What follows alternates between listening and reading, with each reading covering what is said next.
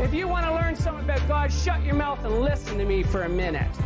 Many children healed. We've seen midgets grow. We've seen arms and legs that stop growing because the growth cells have stopped. Manda da basata. I don't make this stuff up. Behold, the atheist's nightmare. That's the power of the Holy Ghost! Why do they teach every other theory in science except creation? Warlocks are enemies of God. No one's ever going to convince me that the Word of God is not true. You know, if you put Jesus Christ first, that he'll look after all your bills. And so the devil said, okay, it's a deal. And if you want to tell me how to live my life, it better line up with the Word of God or shut your mouth. I'm loaded. I'm pregnant with miracles. What do you believe? Send us the cash. Welcome to the Bible Dumb Podcast. I am your host, Davey Hell. And I'm Jessie Hell. And this is the podcast where two atheists read the Bible from Genesis to Revelation. And always, special thanks to executive producer Terry Lynn Bradford. Thank you, Terry. All right. So it's been a week. Welcome back. So we have done a lot since last week. Oh, yeah. Yeah. Do you remember anything that we read? I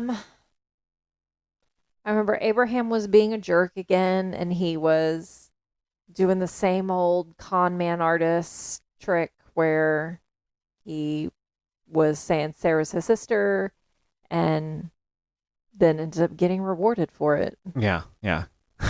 This is the first cuck. Yeah. Such a weird go-to move. Just a very weird go-to move.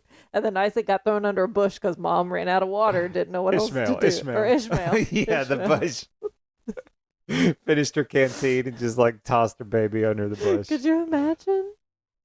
No? I've met some bad moms in my line of work. I've never met one that was like, add a formula, just toss the baby under a bush. All done. And then, don't forget the well dispute. Oh, yeah. Oh, it's so exciting. Yeah, I was like done with that story. I was like, what is this? But not to worry. You brought up bad parents. Buckle up. Oh, no. Okay. I don't know if we're going to get worse than Lot, but it's pretty bad. This next one that we're going to read about is about Isaac. It's like a famous story. Like when you say Isaac in reference to the Bible, I think most people think of this one, unless there's more that I just don't remember or know about. But yeah, this is kind of like a famous one from the Bible that I think most Christians know about. I'm kind of excited because I want to see why so many people name their son Isaac. A lot of people do, and I would not. Oh, no. Like, just from what I know about this story, like, it sounds horrible. Okay. I'm excited. I'm not building it up too much, but... I'm kind of excited. All right. Well, you want to just go right into it then? Yeah, let's go. All right. This is chapter 22. And it came to pass after these things... Wait. Since you mentioned that. Yeah.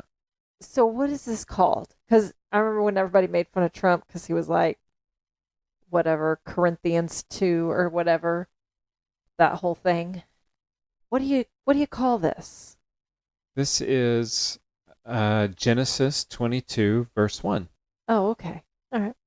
Just curious. So like all of the sentences or paragraphs are numbered throughout, and those are like the verses. So when you hear like... Oh, let me take... What is it, like John 3:14 or whatever they hold up at the... There are numbers at each paragraph? Yeah, that's so that you can go to exactly the part you're talking about. You can be like, well, let's reference... That's how seriously they take this fucking well dispute. They're like, oh, well, let's see what God did. Let's go to Genesis 21:22. Oh. Okay. They just put 7 ewes to the side, 7 ewe lambs, and that's how they settled their lamb dispute. And we can really learn from that. Okay. That's weird. Yeah.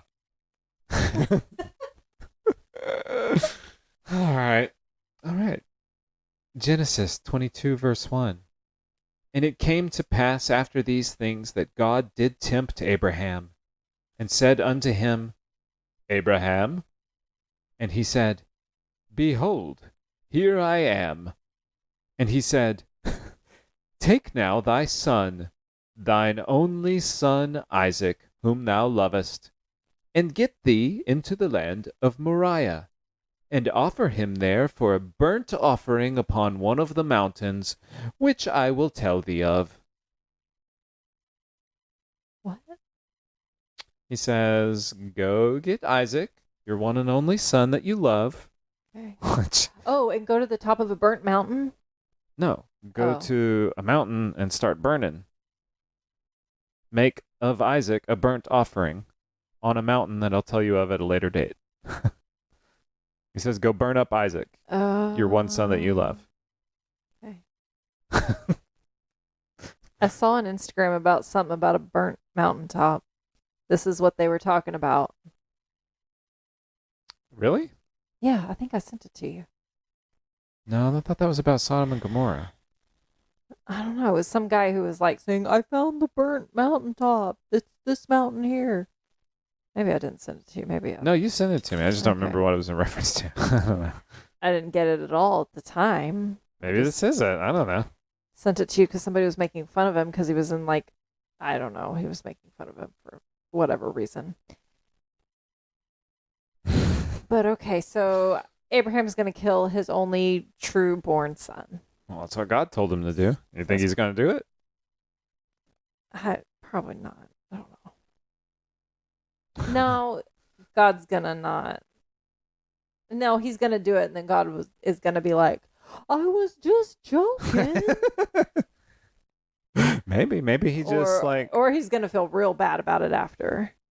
he does it, and then God was like, I was just joking. Yeah, that's What the fuck? That's so screwed up, man. that's my number one guess. Number two guess is God's just going to feel real bad about it afterwards. God's And be gonna like, put I another, made him... put another rainbow.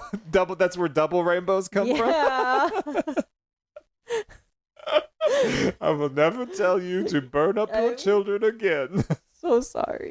I'm sorry. It's definitely going to be apologizing again. Oh my God.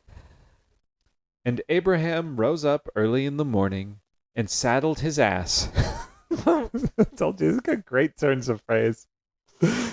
And took 2 of his young men with him, and Isaac his son, and clave the wood for the burnt offering, and rose up and went unto the place of which God had told him. Wait, how old's Isaac? I don't know, he was just born. Like, Yeah, but But the same time jumps. I know, he could be like 900 by now. I don't know. Okay. I think he's just a kid. I think he's a Okay. child. Says, I don't know. Then on the 3rd day, Abraham lifted up his eyes and saw the place afar off. And Abraham said unto his young men, Abide here with this ass, and I and the lad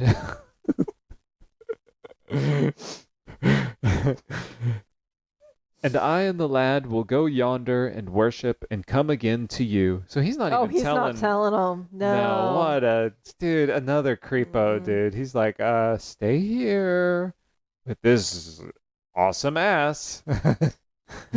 I'll be right Protect back. our belongings. Yeah, nothing to see We're here. going to go pray. All's good here.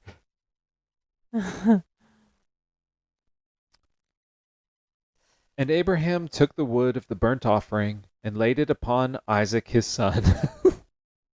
And he took the fire in his hand and a knife, and they went both of them together.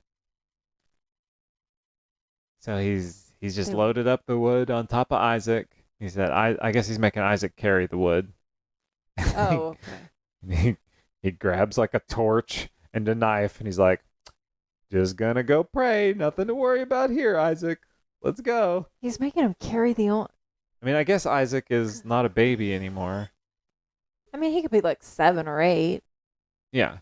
Yeah, he could be a kid still. Carrying his own.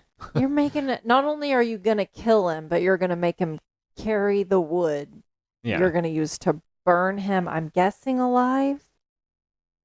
That's what it sounds like. And Isaac spake unto Abraham his father, and said, My father. And he said, Here am I, my son. And he said, Behold the fire and the wood, but where is the lamb for the burnt offering? And Abraham said, My son, God will provide himself a lamb for a burnt offering. So they went both of them together. He's just more gaslighting, more like deceiving. Abraham is, you He's a were bad right. guy. He's a scam. He's a scam artist. And they came to the place which God had told him of. And Abraham built an altar there, and laid the wood in order, and bound Isaac his son, and laid him on the altar upon the wood. What's Isaac saying? Say, what the fuck, Dad? You said there'd be a lamb. Yeah. Isaac's not, there's like, there's no dialogue from Isaac? Not yet. Okay. And Abraham stretched forth his hand and took the knife to slay his son. Okay. Well, at least he's not going to burn him alive. Yeah. Because he'll slit his throat first. Little bit better. Still not great. Not great. Yeah, I mean, in just a second, like, And Abraham's supposed to be a good guy. I guess he's like one of the main good guys. He's been around longer than any of these other characters. He's around longer than Noah and Adam. Yeah, he's like God's Okay. favorite. All right. I just... I mean, what I was going to say is just think about here in a second, like actually put yourself in his shoes and like what it would be like to frighten your child in that way. Tie him down. Yeah. Your dad takes you and ties you to a bunch of wood, telling you he's going to burn you up and pulls out this knife. That's traumatizing. Yeah, that'd be pretty scary. Yeah.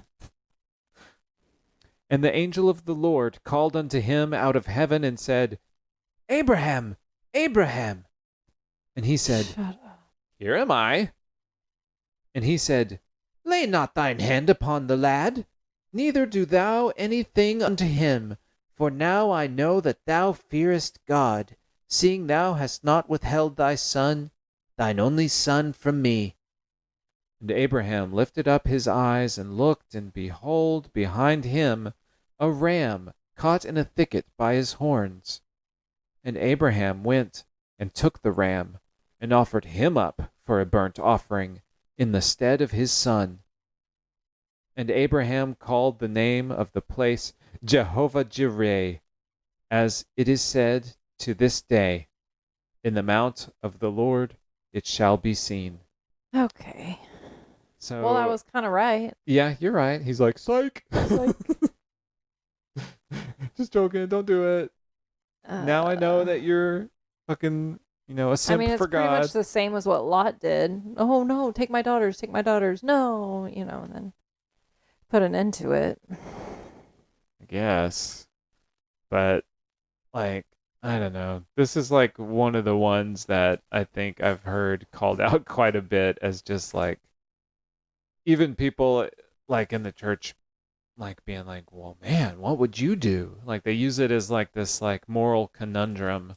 Like it's Of, supposed to be a like- positive thing that he was so Subservient, like Devoted to such a simp for God. Yeah. he was willing to kill his own child. Yeah, and that's like a positive thing. But God's merciful, so he didn't actually make him do it. Wow, that is awful. That's an awful story. Yeah, like, but they use the way I've always heard it talked about is like this, like big, like, well, what would I do if God commanded me to? Would I have the courage to Kill my own blindly child? follow this cultish leader? Like, it's the most culty story I've ever heard, where Yeah. you use it to like make people question like everything in their life. Like, are you really dedicated to this cause? You say you are, but are you really? Am I really like the bee's knees? Yeah, it sounds like Jim Jones, cult leader, like manipulating people into thinking he's some like sent from heaven God, like that they'd be willing to even like kill their children. Yeah, that's definitely one of the worst situations you could think of. So most people won't be in that position. I don't know. I don't know about that. Like, how many people died? Like, I saw pictures of, where was Jim Jones? You know more about this than I do. Oh, yeah. Like, they have pictures of the people that, you know, ate the Jell-O. And there's like... Flavor Aid. Oh, Flavor Aid. Oh, it's Kool-Aid. Drank the Kool-Aid, not ate the Jell-O. But it wasn't Kool-Aid. It was too cheap for Kool-Aid. He bought Flavor Aid. Well, all the people that drank the Flavor Aid, it's like thousands. Like, it's horrifying. Plenty of people fall for this bullshit. Yeah, Plenty of people get completely blindsided by these maniacs. But just in like everyday life, I guess. Look at the Trump people. Yeah. I mean, they worship him. Mm-hmm. Like, that's the biggest cult I've seen in recent history. Like, I don't care about, like, well, I do. I mean, even if your politics are different than mine, like, objectively, like, it's a cult. Yeah.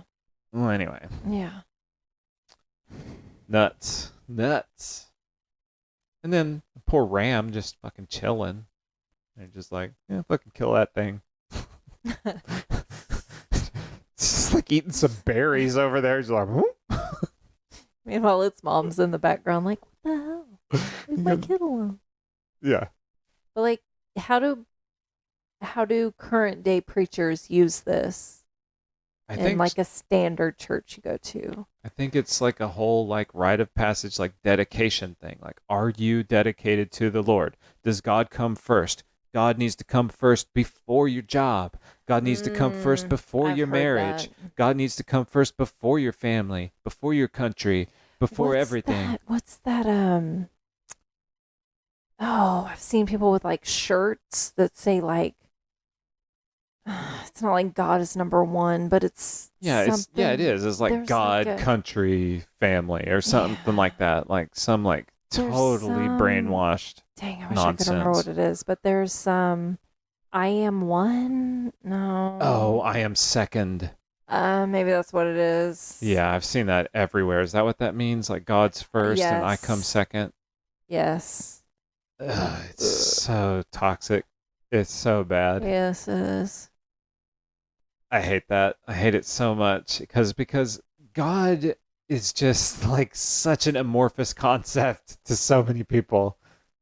Like, it's just like everything. God is everything. God is love. God is why bad things happen. God is chance. God got me this job. God will look out for me in the future. I'll pray to God. Maybe he'll change the future for me. Like, it's just everything and anything that they could imagine it to be. Nature? Oh, evolution? Oh, that's God.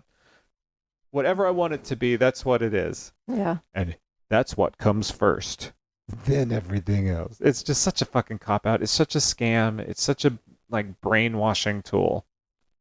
Yeah, you could, if you could use this. If we had any Christian listeners, we maybe just lost them. I think so. We're not saying the Bible's dumb. We're not saying that. If you could use this, or you could use this to say Abraham was about to kill his child, so then you could get somebody to do anything. Yeah, I mean, that's the point. I mean, even current day topics, you could get, if you didn't agree with your child's gender identity or whatever, or even political identity. It happens to this day. Like Islamic people, oh, my kid's gay, I'm going to have to murder him. Yeah. I mean, it happened to someone here. Mm-hmm. Those two girls that we heard of here in Texas that, they had like a boyfriend or something, and their dad, honor killing, boom, killed both his daughters. Yeah. For God. That's dark. That is harsh. Yeah. I don't like it. No, that's bad. I'm against this story. I'm against it. I'm going to come out and just say, I don't agree with that. No, I don't- Child killings, throwing them under bushes. I don't Take like care of it. your kids. That's what I say. I think people could do better. Yeah, I think you could do better. I think so too.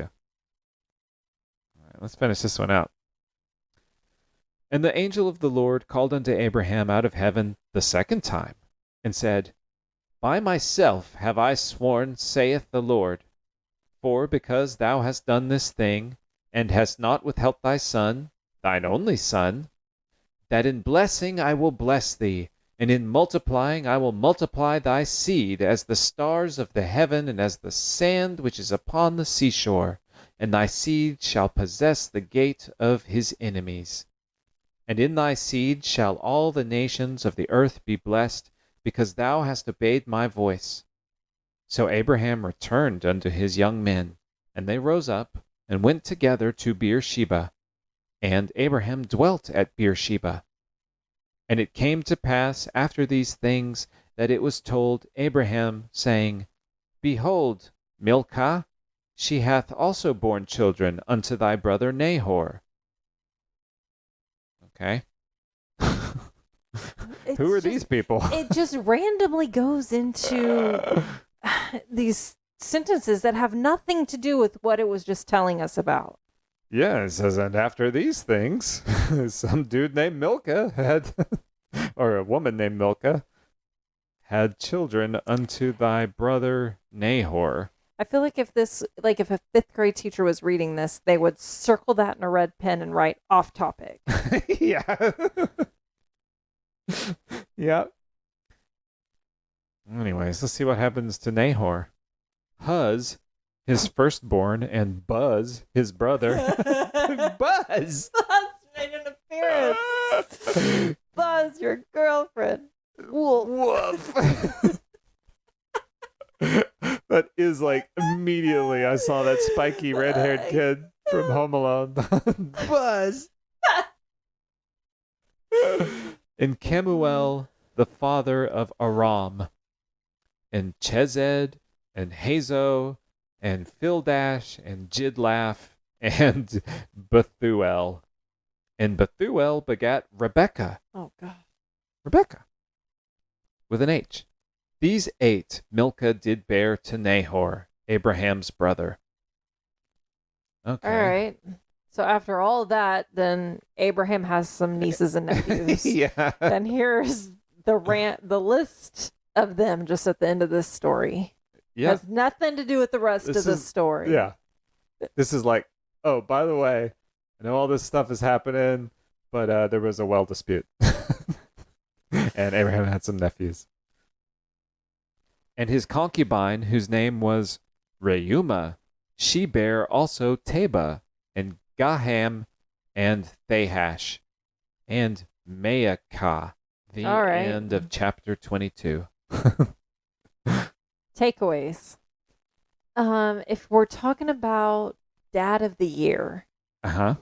definitely not Abraham. No. Like there are so many other books where dads did better. Even when put in hard situations. Oh, yeah. I mean, even if you're talking Lord of the Rings. Uh-huh. Which Um, we constantly are. constantly Bilbo was definitely a father figure to Frodo. For sure. And did he kind of do a similar thing, though? Where he gave him the ring and made him he sent him to Mount Doom to basically his death? I don't think so.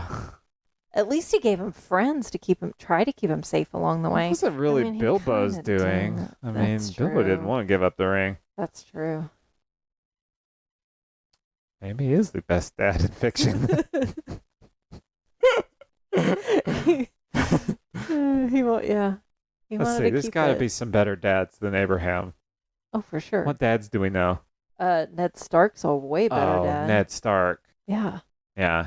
Yeah, he I did mean- like the opposite. He like adopted this dude's kid and kept him secret even at his Said own. he was his kid. Yeah. Yeah. Oh, spoilers. Oh shit.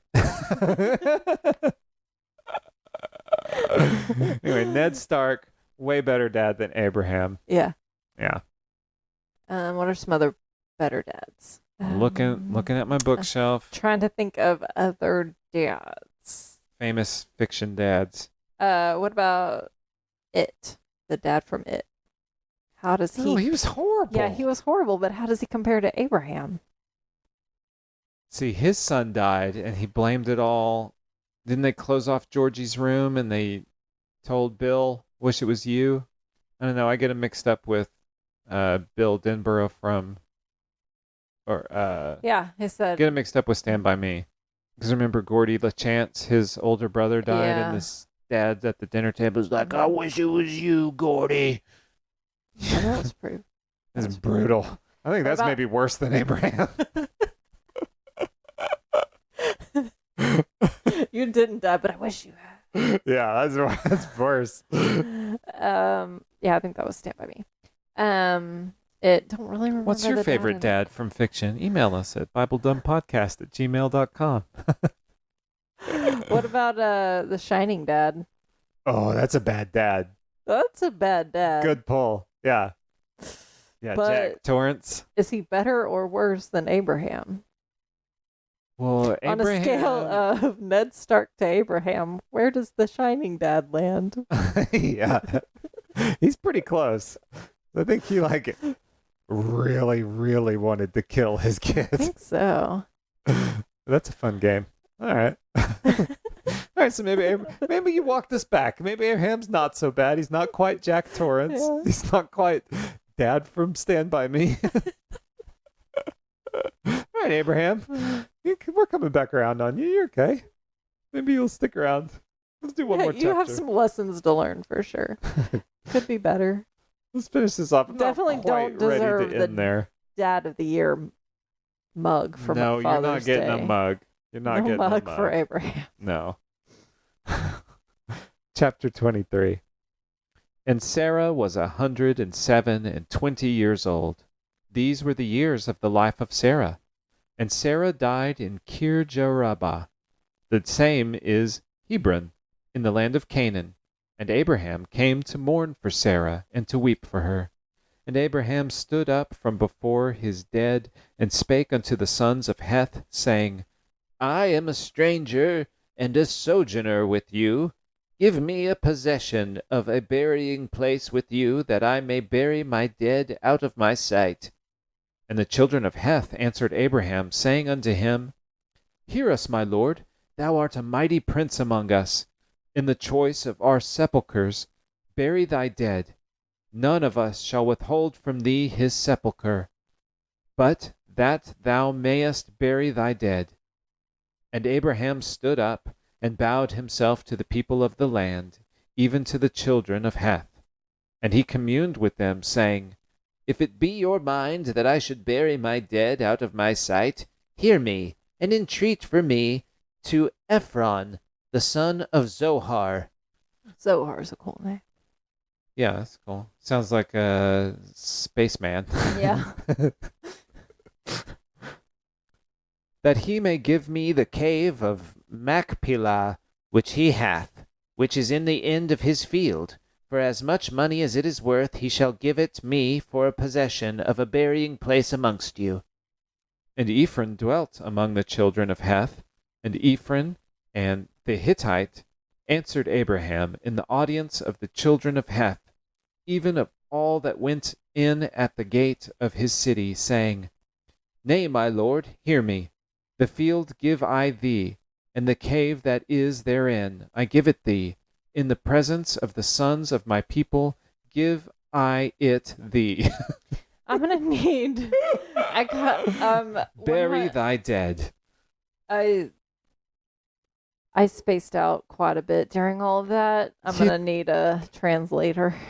You didn't. He said, okay, so I guess Abraham is burying Sarah, and he doesn't want to do it in his land. He wants it to be out of his sight. So he's going to these other people and saying, hey, let me bury her over here. Because then I guess That's I'll be weird. less sad. I don't know. And they're like, okay, take your choice of any of our sepulchres. and our tombs or whatever. You can bury her there. All right. And they're like, no, you're great, Abraham. Take whatever you want. Whatever. And Abraham bowed down himself before the people of the land. And he spake unto Ephron in the audience of the people of the land, saying, But if thou wilt give it, I pray thee, hear me. I will give thee money for the field. Take it of me, and I will bury my dead there. And Ephron answered Abraham, saying unto him, My lord, hearken unto me. The land is worth 400 shekels of silver.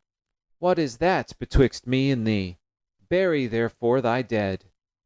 And Abraham hearkened unto Ephron, and Abraham weighed to Ephron the silver which he had named in the audience of the sons of Heth, 400 shekels of silver, current money with the merchant. And the field of Ephron, which was in Machpelah, which was before Mamre, the field and the cave which was therein, and all the trees that were in the field, that were in all the borders round about, were made sure unto Abraham for possession in the presence of the children of Heth, before all that went in at the gate of his city. And after this Abraham buried Sarah his wife in the cave of the field at Machpelah before Mamre. The same is Hebron in the land of Canaan. And the field and the cave that is therein were made sure unto Abraham for a possession of a burying place by the sons of Heth. So we invented cemeteries. I guess so. That's it. That's. I mean, okay. that was kind of just... It didn't even say how Sarah died. No details. No, nobody cares. Woman. He doesn't even seem to feel bad about it. He just doesn't. He feels like he doesn't even want to be bothered. Well, he's making such a big deal. He's like just pawning her body off. He's like, give me some land to bury my wife. And they're like, okay, we'll give you land. And he's like, oh, but I'll pay you for it. And they're like, no, we can't. It's, it's this whole back and forth. It's weird. Yeah, but she's dead. She's buried. Was this they wanted people? This has to be trying to invent cemeteries, and this is, we're gonna put this little paragraph in here, chapter or whatever you call it, so that people will stop burying their dead in their backyard and stop burying them in cemeteries. I don't know, because they already had care? sepulcher. I don't really know what that means other than tomb or a place to put your dead. But I think what I was getting out of it was this is a story that I guess Moses is telling to justify why this land is his. Oh no, my great-great-grandfather buried his wife here all these years ago, and they wanted to give it to him for free, but he insisted to pay for it, and he paid exactly 400 shekels of silver, and that's why I have right to this land. Mm-hmm. That's kind of what I'm thinking. Mm-hmm. If I had to guess, why else is Moses bringing this stupid shit up? Yeah. All this is about land rights. Everything we've read has been yeah, it is. And then this is why God says I can have this land, and this is why God says I can have this land, and wow. Yeah. This Abraham guy, he's bad news. Yeah, I don't think he's good. That's ugh.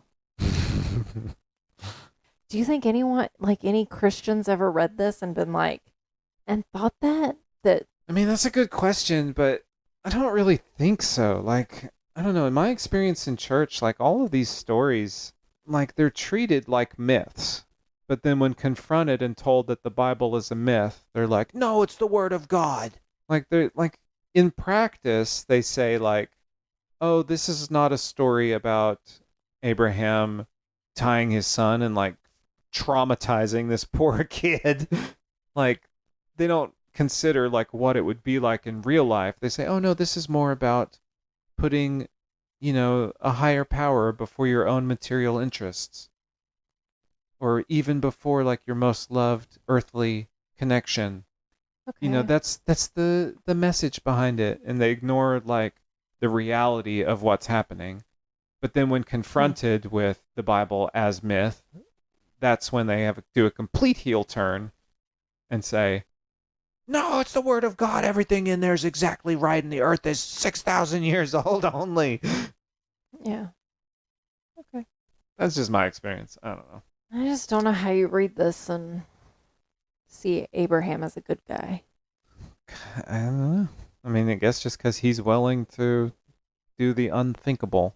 I think you have to be told over and over and over before you even read any of this that Abraham is a good guy and Abraham is a servant of God. And that's what makes him so good. And God favors Abraham in order to read this and think of him as a good guy. Yeah. Well, I really like the mental image that you brought up of like a teacher like editing this thing. Like, if this is like legit the word of God, you would think that like even this last bit about the land dispute over where to bury Sarah would have to be pretty damn important to not get like edited out. Yeah. You're right though. I think that's what it's about. It could be. Like, I mean, I don't know, think of any other reason why they would be talking about this. Other than just trying to invent cemeteries or encourage people to not bury their loved ones in their backyard and bury them in cemeteries. Bury them away from your home? Yeah, I guess so. I mean, because I'm sure that's... He basically says, like, I don't want to look upon a site, like why out does of my that sight. matter? Like, I need to bury it, like, over on your land. Yeah, why would anyone care? I don't know. It feels like the more important story is, oh, Sarah died, and how did she die? I don't know. I mean, she was old, really old. Yeah. I mean, still, like, was she healthy? Did she have a stroke and she was bedridden for months? Like, was it sad? Was it painful? Or was she pretty healthy and then just went one day? Like, Yeah. you kind of want to know. You followed her story. Ugh. But you'd think you'd want to know, like, what effect that had on Abraham and his son Isaac. And what's up with Isaac? Yeah. Has he forgiven his father yet for the attempted murder? Yeah. I don't know. Because she definitely had to intervene a lot there. There was definitely some father-son animosity that she had to intervene and coach everybody through. And Yeah. But so that's you know Isaac loved his mom. Oh, probably. I mean, Abraham's Or definitely not the hated her. nurturer. That No. family unit. Definitely not. All right, so little thought experiment. So let's say that you were visited by an angel Okay. who said, take your one and only beloved son. How about this? Take your one and only beloved dog. Look into his sad puppy dog eyes as you tie him to a pyre. You've got a torch in one hand and a knife in the other. Absolutely. He looks at you with like terror as you approach him to kill him. You go through with it? No. No, I would go on the run. Even if you knew it was God? This higher power that created everything? Right. Would you no. do something No. fucking evil? Like, No, it doesn't that's matter. another thing that like people just like don't think about with this story. Killing your kid is fucking evil. Like, it's not honorable that he was willing to do it for God. Like, to No. do evil for a higher power is the same thing as worshiping Satan and sacrificing somebody. Yeah. Like, you're doing evil for a higher power. Like, the honorable thing is to stand up against an evil authority and say, no, I will not do, something that's against my morals. I will not enforce this, like, evil law. Do you think Abraham just maybe doesn't have any morals? And he just only does what God says to do or not do? No, I mean, because it wasn't God's idea for him to go around telling everybody that Sarah was his sister. Yeah, but That was his idea. That's not a good moral thing to do. No. Well, I'm not Well, I guess maybe his end. No, he was completely self-serving because he thought he was Yeah, going to get killed because yeah. she was so hot. Yeah. That was not a good moral thing to do. No, He no. has no good morals. Abraham doesn't have good instincts. I don't think anybody's done anything good yet. Like, nobody's actually done anything noble in any of these stories yet. Not that I can think of. Isaiah is pretty. Isaiah? Was that his name? No. Ishmael. Oh, yeah, Ishmael. He hasn't done anything, like noble, though. He's just, like, being a badass out in the jungle. Being a Mowgli guy. That's cool, but Yeah. I wouldn't say it's, like, morally righteous. Yeah. It's just, I don't know why he turned into Tarzan in my mind. I just see him as, like, swinging around with, like, a buccaneer with, like, a knife in his teeth, like... Living off the land, doing his own thing. Yeah. But I hope he comes back. I know, I me hope too. he comes back and, like, wreaks havoc. Oh, what if he comes back and he's bad? I don't think so, because God said, like, he'd look out for him and he'd get his own nation or whatever. He's gonna come He's back. gonna make a bad but nation. I mean, he's gonna come back and he's gonna, to everyone else, he's gonna be a good guy. To us, he's gonna be a bad guy. Oh. Every normal person, he's gonna be a bad guy. Oh. It's gonna be sad. We're gonna be sad. Ishmael, you think is gonna be bad? Yeah. I hope not. I was hoping Ishmael would be the cool one. Me too, but I think we're gonna be disappointed. I think Isaac's gonna be fucked up. Oh. He's gonna How do could some you stupid not shit be? like after this for sure. I Like, mean, there's no way that Isaac goes on and is just like a normal, nice person.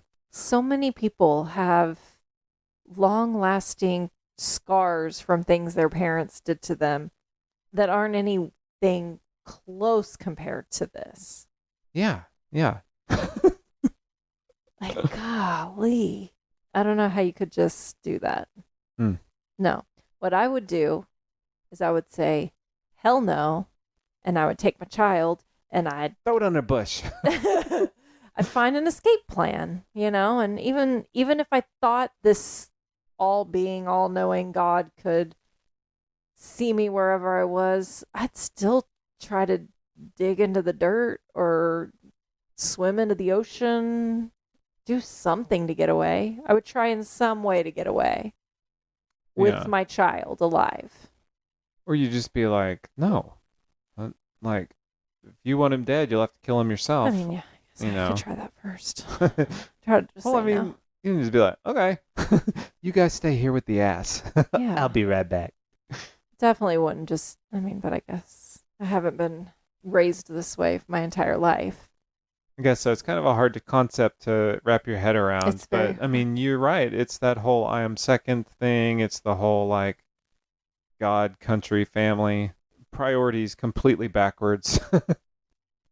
Is it very similar to baby boomers who I feel like put like so much intense honor to military and service and that kind of thing? Yeah, God and country. Yeah, versus more people our generation who were alive during the Iraq War and were like, Yeah, worship it's all a symbols. scam. Symbols and flags and Yeah. shit rather than, like, actual people.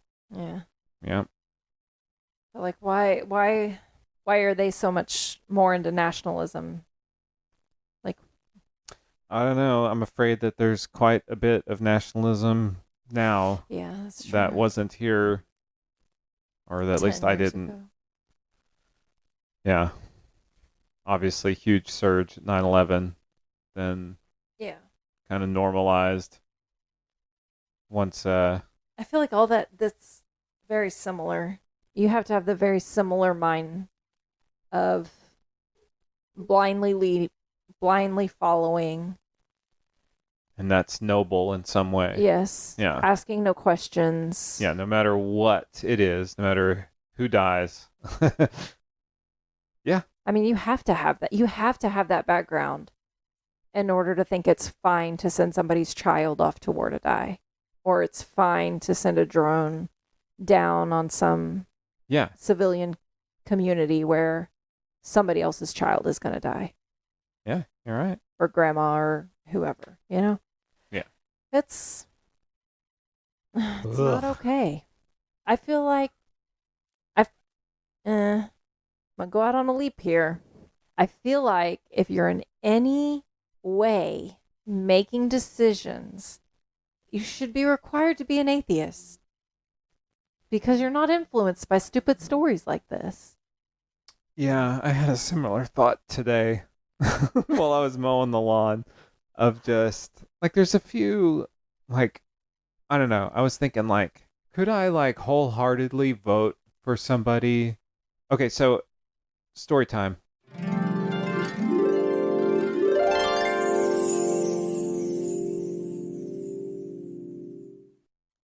Okay, so today while I was mowing the lawn, I started listening to the audiobook The Splendid and the Vile by Eric Larson. He's the same author who wrote Devil in White City about H.H. Holmes. But this book is a history book about Churchill and when he became prime minister during the Second World War and kind of like all the decisions he had to make. And like he brought up a really cool quote where he was saying like, yes, I want power, but it's a noble thing to pursue power only if you think what you're going to do is actually for the good of the nation. And so I thought that was really interesting, and I started thinking about like when you have a political leader or somebody who actually makes decisions that are like seriously going to affect the country or the other people, it's going to have to make decisions that will kill people. Like I was thinking, could I like wholeheartedly vote for somebody in that position who wasn't a vegan? Like who didn't actually like consider moral worth of lives that are lost, who is able to just discriminate based on like superficial differences, like someone who'll like lavish a dog with love but then like just fucking slaughter as many pigs or go hunting. It also helps that I just recently saw Guardians of the Galaxy 3 too, which is a strong animal rights message.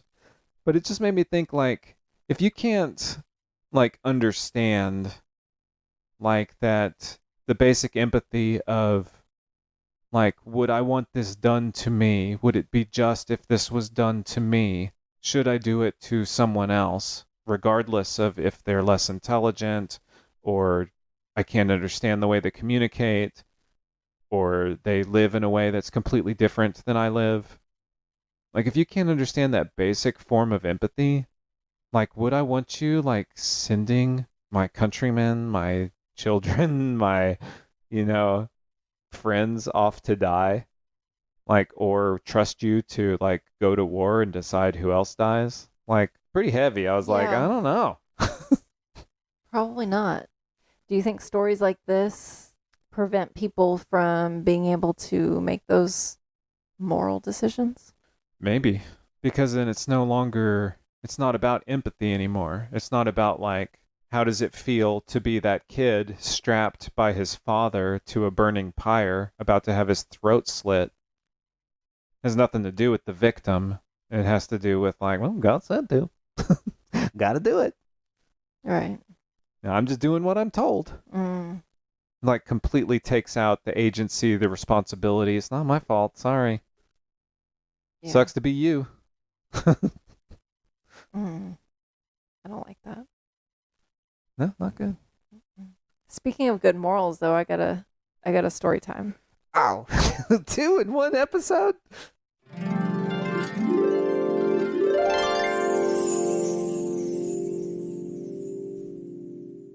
When I was going to UTA and I was sitting waiting for a bus, and it was like taking forever, and it was end of the day, so there weren't a lot of people there.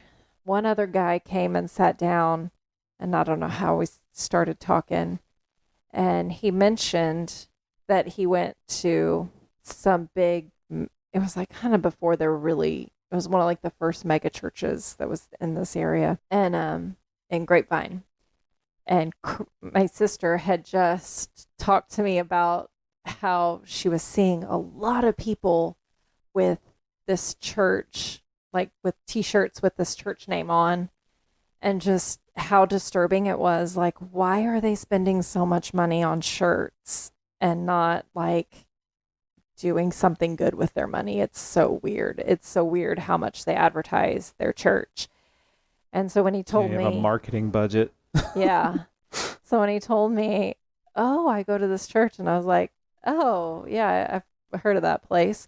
But I was nice enough not to be like, my sister and I were just shitting on this place, talking Yeah. about your marketing budget and how Yeah. ridiculous it is. And I just left it at, oh, yeah, I've heard of that place. And then he was like, well, where do you go to church? And I was like, oh, no, I don't go to church. I don't believe in God. And he was like, oh, went on about how, like, well, then you have no morals, and just like started questioning me on like how I could be a good person, or how I could have good morals. And I was just like, I know right from wrong. I have good morals. I know how to treat people. And he just could not comprehend that. Interesting. And I think about it all the time, about just how surprised he was that I could possibly have good morals, even though I didn't go to church. And Yeah. he definitely believed there's no way that I could tell right from wrong. Well, if you're only doing good out of the threat of retribution if you do bad, then you're not you're not some righteous person. You're just, Yeah. Do you think Abraham fears right from wrong? and there hasn't been any kind of morals other than like Just blindly doing what you're told. blindly doing what God says. Mhm. Like, we don't know what, I mean, other than just like trying to sleep with angels. Like, don't do that. Your whole city will get destroyed. I mean, they just Yeah. say like they're wicked men. They don't really say what anybody's doing wrong. Like, we don't know why he killed everybody, like with the flood. Like, it didn't say like what they were doing. I guess that's what we'll get when we get the 10 Commandments. We gotta wait. Oh, dude, I forgot about those. You can't forget about the 10 Commandments. We have so much left. We got so much left to come. I don't know when even they come. I don't know if they I come in don't know. Genesis or not. I feel like that's pretty No, early. that's got to be Exodus. No. Oh, It's got to be, right? where does It's Exodus Moses, come right? out? I don't know. Is Exodus at the end? Exodus is next. That's after Genesis. I feel like that's got to be it, because we're like in Egypt. We got to come out of Egypt. We're still in Egypt. Are we? Yeah, they were just talking about like going to the south of Egypt. Well, they go into Egypt a couple times. Like, he went into Egypt with Sarah, and then he came to the land of the Canaanites. They're around there. Yeah, They're definitely going to need to get out of Egypt at some point. definitely. They're going to need the Exodus out of there. Oh my gosh, how much do we have left of Genesis? I mean, I don't think too much longer. Oh, a lot longer. Oh no. We got several pages. Oh, wow. We're only on page 16, and we got to get to page 40 before we're out of Genesis. What? There's a lot left of Genesis. And Genesis is all supposed to be the creation, the beginning. Yeah, that's what Genesis Okay. means, right? The start, the Yeah. beginning. But we're only on Abraham. I don't know if we have a whole section on the life of Isaac and who comes after. I don't know. I don't know. All right, well, I think that's a good place to stop, Maybe. Can't wait to find out what those 10 Commandments are so I can figure out how not to get toasted by fire and brimstone. All right, well, thank you for joining us. Till next time, stay dumb. Getting dumber. Bye.